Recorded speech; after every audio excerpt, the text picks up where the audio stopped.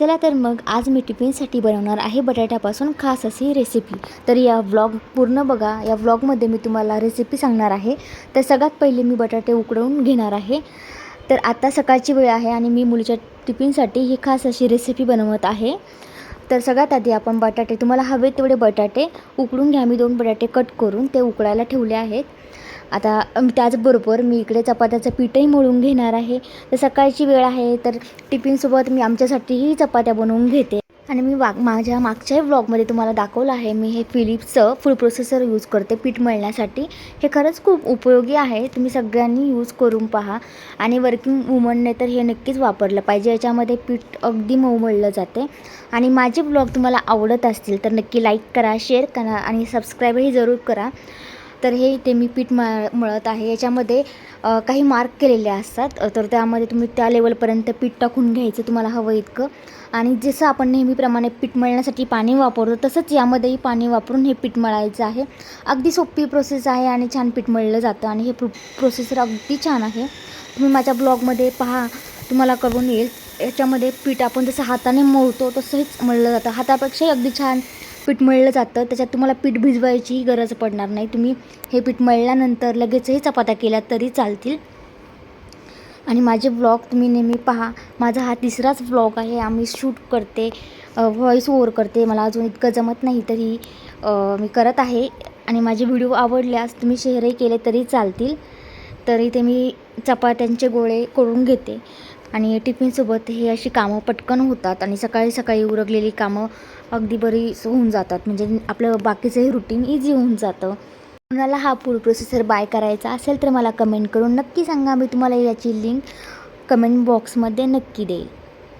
तर इथे माझे बटाटेही उकडून झाले होते, मी फक्त मुलीसाठी टिफिन बनवत आहे म्हणून फक्त 2 बटाटे उकडलेले। तुम्हाला हवे असेल तर तुम्ही तुमच्यासाठी 4-5 बटाटे उकडून बाकीचंही प्रमाण मी तुम्हाला त्याचबरोबर सांगेल। बटाटे इथे मी सोलून घेतले आहेत, गरमच बटाटे आहेत, ते फटाफट सोलून घ्यायचे। त्याच्यानंतर मी तुम्हाला पुढची प्रोसेसही सांगेल। आता इथे मी फक्त 1 वाटी असे पोहे घेतले, ते स्वच्छ धुवून भिजत ठेवले होते आधीच। तर तुम्ही तसंच करायचं, ते पोहे थोडेसे धुवून भिजत ठेवायचे। भिजवलेले पोहेच घ्यायचे आहेत, नाहीतर ते व्यवस्थित मिक्स पण होणार नाही। आणि बाजूलाच इथे अर्धा वाटी असा रवा पण ठेवला होता, तो रवा पण घ्यायचा आहे। आणि त्यात बेसन पीठसोबत तुम्ही तांदळाचे पीठ टाकू शकता, माझ्याकडे ते नव्हतं म्हणून मी बेसन पीठ यूज केलं आहे। थोडंसं तिखट, लाल तिखट चवीप्रमाणे, जिरा पावडर, काळी मिरी पावडर आणि चाट मसाला असं तिथे मी टाकलं आहे। आणि हे सगळं मी मिक्स करून घेणार आहे। यात तुम्ही पालेभाज्याही टाकू शकता, जसं की पालक, असं गाजर हे टाकू शकता, पण माझ्या मुलीला ते आवडत नाही, त्याने थोडेसे क्रंची होत नाहीत कटलेट्स, म्हणून मी फक्त बटाटे रवा असंच वापरते। आणि इथे मी त्याचे असे गोळे करून घेतले आहेत, थोडेसे जाडसर असे गोळे ठेवायचे, म्हणजे ते थोडे क्रंची बनतात आणि खायलाही छान लागतात। अगदी पातळ बनवले तर ते खूप जास्त कडक होऊन जातात। मीडियम साईजचे ते कटलेट्सच्या आकाराचे असे गोळे बनवून घ्यायचे आहेत। तर एवढंच 2 बटाटे, 1 वाटी पोहे, अर्धी वाटी रवा, अर्धी वाटी बेसन, याच्यामध्येच भरपूर सारे कटलेट्स बनतात, भरपूर होऊन जातात। 9 ते 10 कटलेट आरामात बनतात त्याच्यामध्ये मीडियम साईजचे। तर तुम्ही पाहू शकता इथे मी कटलेट्स बनवून घेतलेत। आत्ता मी तिला फक्त टिफिनसाठी आणि तिला नाश्त्याला एवढे असे 600 कटलेट बनवते आणि बाकीचंही तरी माझं भरपूर प्रमाणाचं ते मिश्रण तसंच बाकी राहतं, ते मी तिला संध्याकाळी ठेवलेलं आहे। तर इथे मी तेलही उकळायला ठेवलेलं आहे, तेल गरम झालं, चांगलं गरम होऊन द्यायचे आणि त्याच्यानंतरच त्याच्यामध्ये ते कटलेट सोडायचे। आणि इथे कटलेट सोडलेत मी, त्याच्यानंतर असे अधूनमधून ते थोडेसे हलवून घ्यायचे आहे, म्हणजे जेणेकरून ते खाली चिकटणार नाहीत कढईला। आणि कढई छान गरम झाल्यानंतर, तेल चांगलं गरम झाल्यानंतरच ते कटलेट सोडायचे, नाहीतर ते तेलामध्ये सुटतात, कारण आपण त्यात पोहे आणि रवा आणि बटाटे एवढंच टाकलं त्याच्यानंतर ते सुटतात, त्याच्यामुळे चांगलं तेल गरम होऊन द्यायचं, त्यानंतर ते सोडायचे।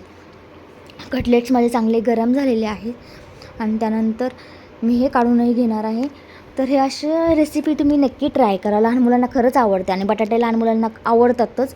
आणि काही मुलं पोहे खात नाही, रवाही खात नाही, त्यांना हे असं बनवून द्यायचं, त्याच्यामध्ये तुम्ही भाज्या टाकल्या तर अगदीच छान लागतात। ते माझ्याकडे काहीही नव्हतं म्हणून मी खरं तर भाज्या टाकल्या नाही, आणि भाज्यांनी थोडंसं सॉफ्ट पण बनतं ते नंतर। तर ही रेसिपी नक्की ट्राय करा आणि मलाही सांगा तुम्हाला आवडली आहे का ही रेसिपी, आणि माझा ब्लॉग कसा वाटला हे नक्की सांगा। तर माझे कटलेट्स बनवून रेडी आहे, तर आता मी त्याच्याबरोबरच माझ्या चपात्याही बनवून घेत आहे। तर आजचं हे फक्त माझं मॉर्निंगचं रुटीन नाही, तर मी संध्याकाळी काय काय बनवलं आहे हे तुम्हाला सांगणार आहे. तर मी इथे चपात्या बनवून घेतल्यात. हे बघा तुम्ही, चपात्या अगदी हाताने मळलेल्या पिठापेक्षा ह्या चपात्या चांगल्या बनतात, मऊ बनतात. मी जेव्हापासून हा फूड प्रोसेसर बाय केला आहे, खरं सांगते माझ्या चपात्या अगदी छान बनायला लागल्यात. तर तुम्हाला माझ्या चपात्याही कशा वाटतात ह्या मला कमेंट करून सांगा. तर आता मी आलेली आहे माझ्या मुलीला उठवायला. सकाळचे बिचारे झोपलेले असतात, त्यांना झोपेतून उठवावं वाटत नाही, तरी पण उठवावं लागतं आणि स्कूलला पाठवावंच लागतं. आता ते उठल्यानंतर पहिली किचनमध्ये जाऊन बघते मम्माने माझ्यासाठी काय बनवलं. तिने मला रात्रीच सांगितलं होतं की मला कटलेट्स पाहिजेत आणि हे मी बनवले, म्हणून ती पहिली बघायला गेली कन्फर्म बनवले आहेत की नाही. तर मी टिफिनही पॅक करून ठेवला, तिला आंघोळ घातली, त्याच्यानंतर ती रेडी होऊन बसली नाश्ता करायला. मग काय तिच्यासोबतच मी बसले, तिची बॅग पॅक करते. काय काय बुक्स टीचरने सांगितले होते पॅक करून द्यायला बॅगमध्ये भरायला, तर ते सगळं मी चेक करून तिची बॅग भरत होते. आणि त्याच्याबरोबर ज्या गप्पाही चालल्या होत्या की मम्मा हे बुक नको देऊ, ते बुक नको देऊ, माझ्या बॅगमध्ये हे कसं काय आलं मला माहीतच नाही, असं आमचं चाललं होतं. तिची कंपॉस बॉक्सही मला भरून द्यावा लागतो, नंतर ही बॉक्समध्ये कोणतंही सामान उचलून घेऊन जाते स्कूलमध्ये, ते अलाऊ नसतं. आणि तिच्याच नाश्त्यासोबत मीही नाश्ता करायला बसली आहे, कारण की हे सगळं केल्यानंतर मला तिला जायचं असतं स्कूलमध्ये सोडवायला. तर चला माझ्यासोबत आपण जाऊया स्कूलमध्ये. तर आम्ही चाललो आता तिला स्कूलमध्ये सोडवायला. आणि हे बघा इकडे आमच्या बाजूला रॉंग साईड बाजूला तर खूप सारं ट्रॅफिक झालं होतं. बापरे, खूप ट्रॅफिक होतं आज आमच्या इथे. आणि स्कूलमध्ये सोडून आल्यानंतर मी आली आहे योगासाठी. तर आमच्या इथे जिममध्येच आमचा योगा असतो, आमच्या इथे क्लब हाऊसमध्येच सगळं होतं. तर आता मी डायरेक्ट तुम्हाला रात्री भेटत आहे. तर आज मी बनवले आहे डाळीचे वडे. ही डाळ आम्ही सकाळीच भिजत ठेवली होती आणि ही डाळ पाणी न टाकता वाटायची असते. घरात जर भाजीला काहीही नसेल आणि कधीतरी कंटाळाच आला असेल सगळं खाऊन खाऊन, तर ही डाळ तुम्ही सकाळीच भिजत ठेवा आणि संध्याकाळी ही भाजी बनवायची आपल्याला. तर ही डाळ एकदम मऊ अशी हे करून घ्यायची, मिक्सरमध्ये वाटून घ्यायची. हे सगळं वाटण मी एका वाटीत काढून घेतलेलं आहे. आणि त्याच्यामध्ये आपल्याला जसं चवीप्रमाणे मीठ, लाल तिखट आणि जिरं आणि तुम्ही हळदही टाकू शकता. काही लोक हिरव्या मिरचीचंही बनवतात, ते अगदी खायला छान लागतं. तर हे सगळं असं मिश्रण आपल्याला तयार करून घ्यायचं आहे. त्याच्यामध्ये तुम्ही हिंग टाकायचं आहे, थोडंसं हिंग टाकलं ना पोटासाठी चांगलं राहतं. आणि हे असं मिक्स करून घेतल्यानंतर तेल गरम करायचं आणि त्या तेलात हे असे वडे सोडून घ्यायचे. खूप छोटे छोटे वडे आणि एकदम चांगले ब्राऊन होईस्तोपर्यंत तळून घ्यायचे. मीडियम गॅसवरतीच हे वडे तळून घ्यायचे, जेणेकरून ते आतमधून कच्चेही राहणार नाहीत. ही पण रेसिपी तुम्ही नक्की ट्राय करून बघा. जेव्हा आपल्या घरात भाजीला काहीही नसतं तेव्हा, आणि जेव्हा कधी आपल्याला खूप साऱ्या भाज्या खाऊनही कंटाळा आलेला असतो, तर ही रेसिपी ट्राय करा. गावाकडे ह्या रेसिपी खूप बनवल्या जातात जेव्हा भाजीला काहीच नसतं. पावसाळ्यात वगैरे भाज्या चांगल्या मिळत नाही, त्यामुळे ही रेसिपी करून बघा.